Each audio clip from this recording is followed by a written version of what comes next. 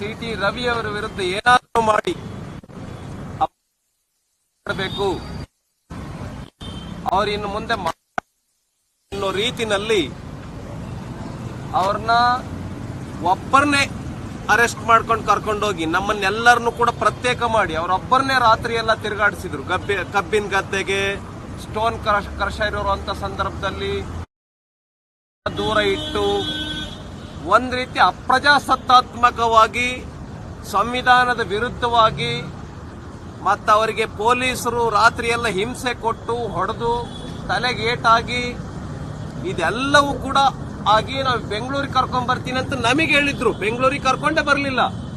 ಕೊನೆ ಕರ್ಕೊಂಡೋಗಿದ್ದಲ್ಲಿ ಮತ್ತೆ ಬೆಳಗಾಂನಲ್ಲಿ ಮ್ಯಾಜಿಸ್ಟ್ರೇಟ್ ಹತ್ರ ಬೆಳಗಾಂನಲ್ಲೇ ಕರ್ಕೊಂಡೋಗಿದ್ರಾಗಿದ್ರೆ ರಾತ್ರಿ ಎಲ್ಲ ತಿರುಗಾಡಿಸೋ ಅವಶ್ಯಕತೆ ಏನಿತ್ತು? ಈ ಎಲ್ಲ ವಿಷಯವನ್ನ ತಿಳಿಸಬೇಕಾಗಿತ್ತು. ಸಿ.ಟಿ. ರವಿ ಅವರು ಗವರ್ನರ್ ಅವರನ್ನ ಭೇಟಿ ಮಾಡಕ್ ಆಗಿರ್ಲಿಲ್ಲ. ಆದ್ರಿಂದ ನಮ್ಮ ಡೆಲಿಗೇಷನ್ ಸಿ.ಟಿ. ರವಿ ಅವರ ನೇತೃತ್ವದಲ್ಲಿನೇ ಇವತ್ತು ಹೋಗಿ ಅವ್ರ ಮೂಲಕನೇ ಸ್ವತಃ ನನಗೆ ರಾತ್ರಿ ಹೆಂಗ್ ಹಿಂಸೆ ಕೊಟ್ಟರು ಪೊಲೀಸರು, ನಮಗೆ ಎಲ್ಲೆಲ್ಲಿ ಕರ್ಕೊಂಡೋಗಿದ್ರು, ಇದನ್ನ ಸ್ವತಃ ಸಿ.ಟಿ. ರವಿ ಅವರೇ ಹೇಳಬೇಕು. ಯಾಕೆಂದ್ರೆ ನಾವ್ಯಾರು ಅವ್ರ ಜೊತೆಗಿರ್ಲಿಲ್ಲ.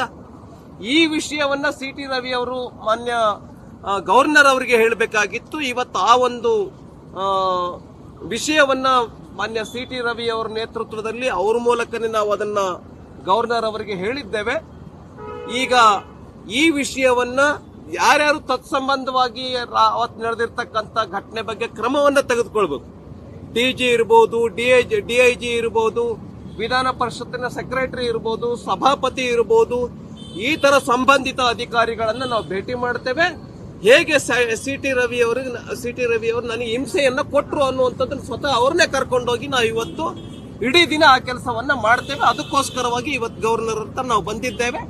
ಆ ವಿಷಯವನ್ನ ನಾವು ಇವತ್ತು ಏನ್ ನಡೀತು ಅನ್ನುವಂಥದ್ರ ಬಗ್ಗೆ ಸಂಬಂಧಪಟ್ಟಂತ ಅಧಿಕಾರಿಗಳಿಗೆ ಮತ್ತು ಗವರ್ನರ್ ಅವರಿಗೆ ತಿಳಿಸಿದ್ದೇವೆ, ಮೆಮೊರಂಡಮ್ ಅನ್ನ ಕೊಟ್ಟಿದ್ದೇವೆ.